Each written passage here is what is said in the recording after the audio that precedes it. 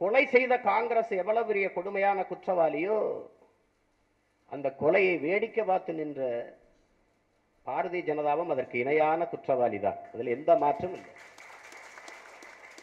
சக மனிதன் சாவு ஒரு மனித படுகொலை.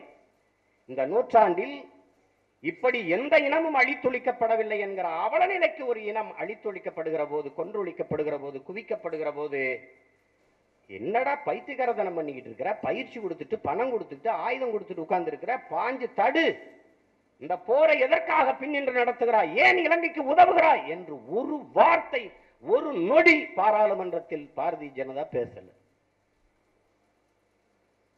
அப்படின்னா நான் சாவதில், நான் செத்து விழுவதில் பாரதிய ஜனதாவுக்கு உடன்பாடு, அது விருப்பம் என்றுதான் ஆகிறது. மலேசியாவில் தமிழர்களை அடிக்கிறார்கள், தமிழர்களை அடிக்காதீர்கள் என்று நாம் தடுக்கிறோம், போராடுறோம். ஆனால் இங்கே இருக்கிற இந்துத்துவாயை முன்னெடுக்கிற பாரதிய ஜனதா, RSS, இந்து முன்னணி ஐயா ராமகோபாலன் போன்ற கட்சிகள் எல்லாம் மலேசியாவில் இந்துக்கள் தாக்கப்படுகிறார்கள் என்று சொன்னது.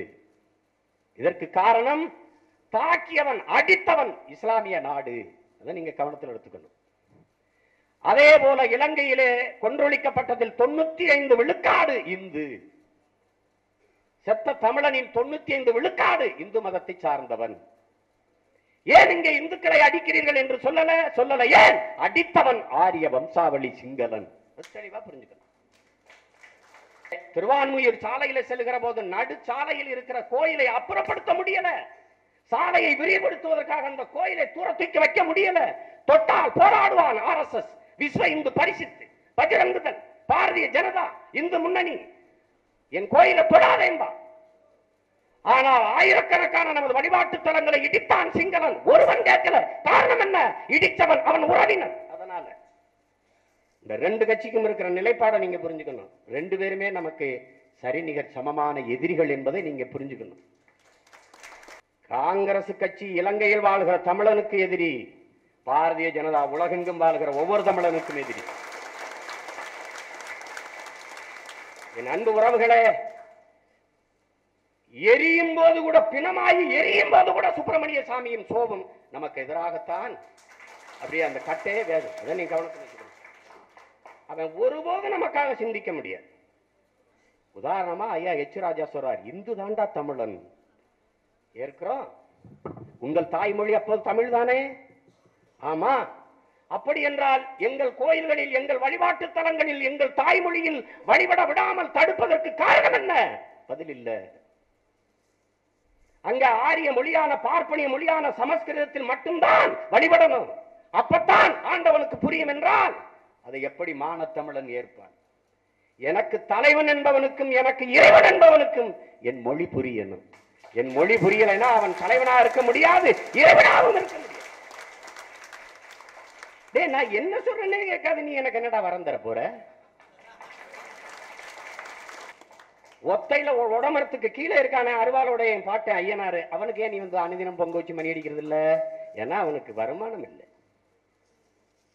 நீ அவனுக்கு மந்திரம் ஏன்? நாங்க நேரா போயிட்டு அப்பா ஐயனாரே கிடாய வெட்டுறோம், சாராயத்தை கச்சுறோம், குடிக்கிறோம், கோவம் வந்தா ஆளை விட்டுறோம், போயிட்டே இருக்கோம். அனைத்து கட்சி கூட்டத்தில் மதிப்பிற்குரிய தலைவர் ஐயா அத்வானி அவர்கள் சொல்லுகிறார்கள், சிங்களர்கள் ராமனின் வம்சாவளியினர், எங்கள் உறவினர்கள். தமிழர்கள் ராவணின் வம்சாவளியினர்கள் என்கிறார்கள். ஆம், நாம் பெருமையோடு சொல்கிறோம், எமது பாட்டன் ராவணனின் வம்சாவளியினர் தான். என் விடுதலைக்கு எதிராக நிற்கிற எவனுக்கும் எனது வாக்கு இல்லை. தெளிவா இருந்துக்கிற வேண்டியதுதான். அது தெளிவா இருந்துக்கிற வேண்டியதுதான். காங்கிரஸ் எளிதா சொல்லிருச்சு, உங்களுக்கு ஆதரவா நாங்க ஓட்டு போட முடியாதுன்னு. நமக்கு அது, உங்களுக்கு நாங்க எப்போதும் ஓட்டு போட முடியாது. தேசிய கட்சிகள் எந்த காலத்திலும் இந்த நிலத்திற்கு தேவையில்லை. தமிழனுக்கு மட்டும் இல்ல, இந்தியாவில் இருக்கிற எந்த மொழிவழி தேசிய இனத்திற்கும் தேசிய கட்சி தேவையில்லை. இவங்க ஆண்டதை விட அவன் நல்லாட்சி தான் கொடுக்குறான். நிதிஷ்குமார் நல்லா தான் பாத்துக்கிறான், அவன் மாநிலத்தில் சரியா தான் இருக்கு. காங்கிரஸை விட சந்திரபாபு நாயுடு நல்லா தான் செஞ்சாரு. கடல் தாமரை மாநாடு போடுகிற பாரதிய ஜனதா கச்சத்தீவை மீட்பேன்னு சொல்லல, தனி இலாக்கா போட போகுதான் மீனவனுக்கு. எதுக்கு? எத்தனை பேர் செத்துருக்கான்னு எண்ணி சொல்றதுக்கா? அப்ப இது பேச்சு கிடையாது. இலங்கை ஒரே நாடு, இதை சொல்றதுக்கு உனக்கு எதுக்குடா ஏன் ஓட்டு? இலங்கை ஒரே நாடு, எவன் சொன்னாலும் இங்கிருந்து ஓடு, அவ்வளவுதான்.